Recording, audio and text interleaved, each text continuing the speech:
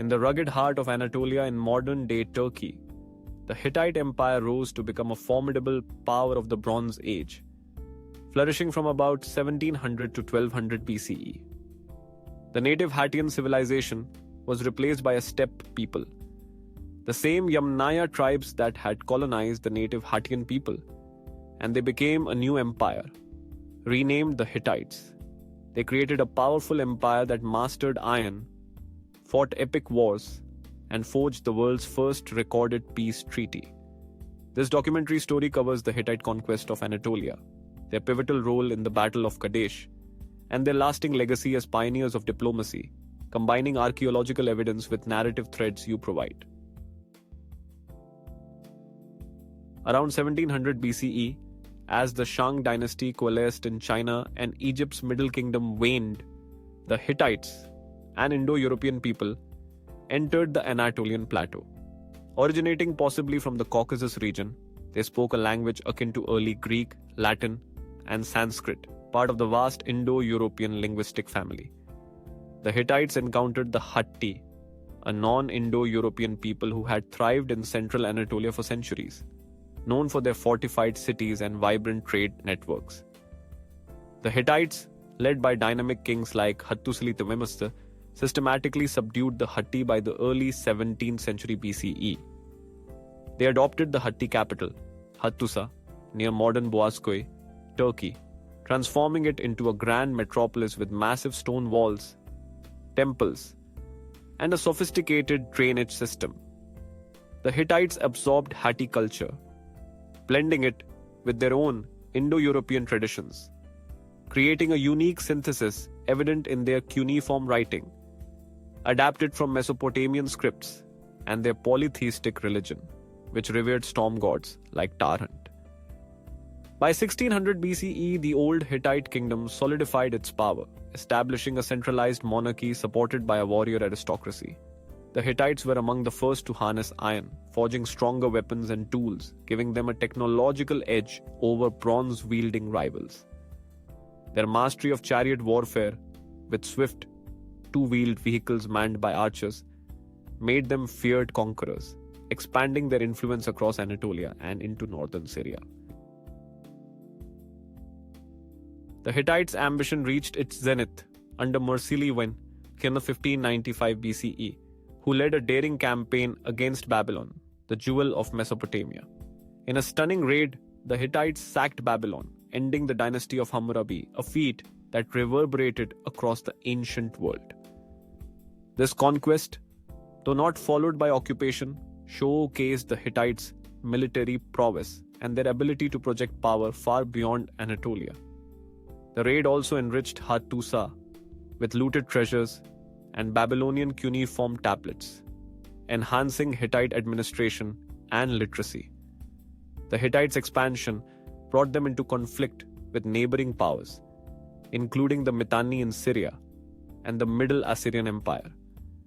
These rivalries set the stage for their greatest confrontation, the clash with Egypt, a superpower of the Bronze Age.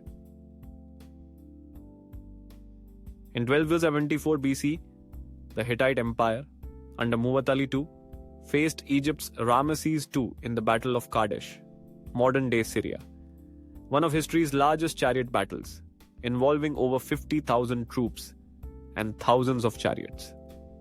The conflict arose from competing claims over the strategic city of Kadesh, a trade hub on the Orontes River. The Hittites, allied with local vassals, sought to curb Egypt's northward expansion, while Ramesses aimed to cement his legacy as a conqueror. Egyptian records, such as those at Abu Simbel, portray Ramesses as a heroic figure who single-handedly repelled a Hittite ambush, claiming divine intervention from Amun-Ra.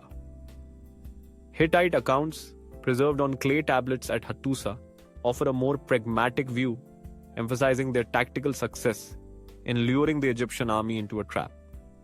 The battle ended in a stalemate, with neither side achieving decisive victory, but it highlighted the Hittites' military sophistication, particularly their use of iron-tipped weapons and coordinated chariot assaults. The inconclusive outcome of Kadesh, coupled with mutual exhaustion, paved the way for a groundbreaking diplomatic achievement. In 1258 BCE, 16 years after the battle, Hattusili III, Muwatalli's successor, and Ramesses II signed the Treaty of Kadesh, history's first recorded peace treaty.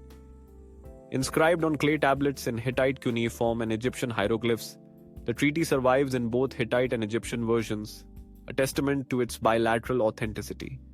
The treaty's key provisions included non-aggression. Both empires pledged to avoid further hostilities. Mutual defense. Each agreed to aid the other against external threats.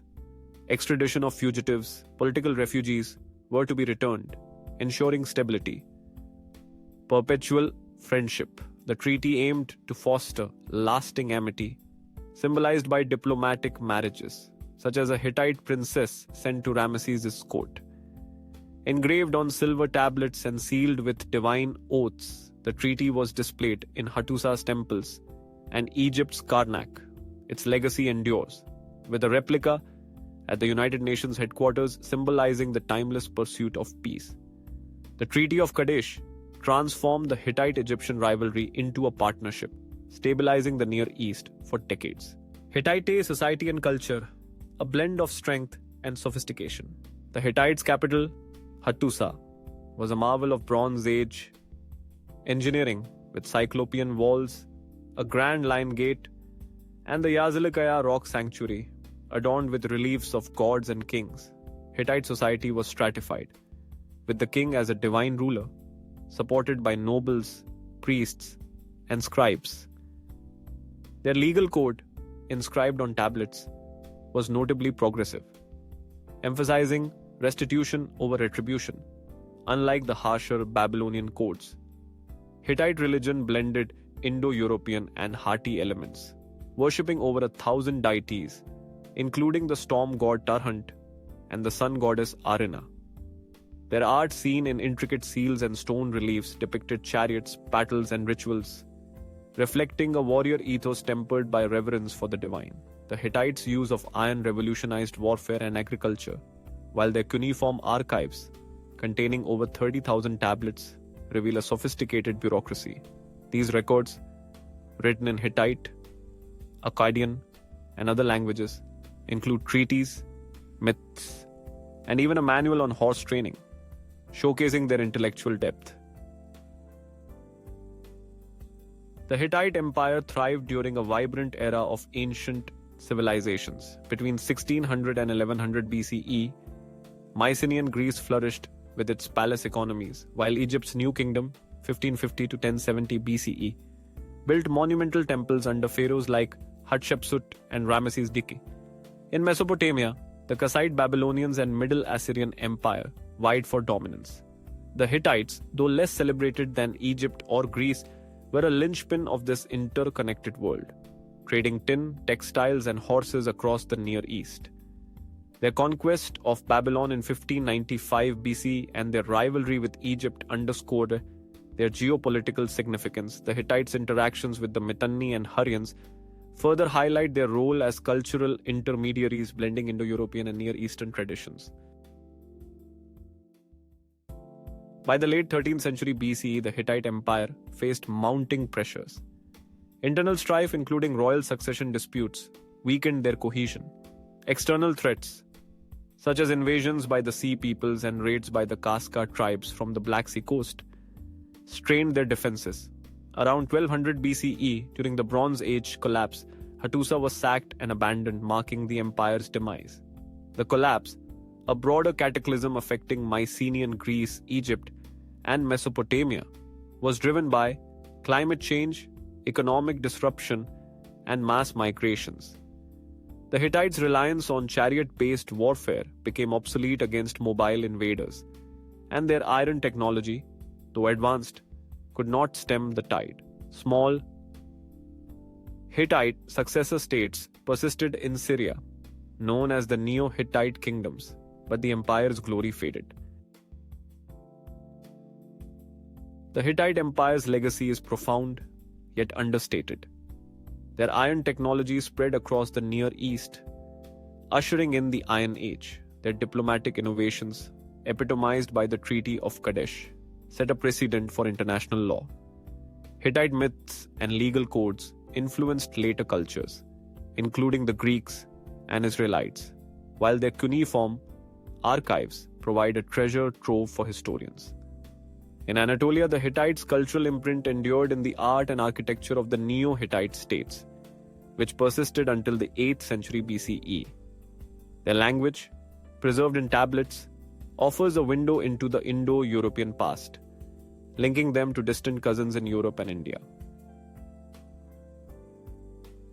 The Hittites, the descendants of the Indus Valley civilization who had formed an empire as the Hattians, were more than warriors.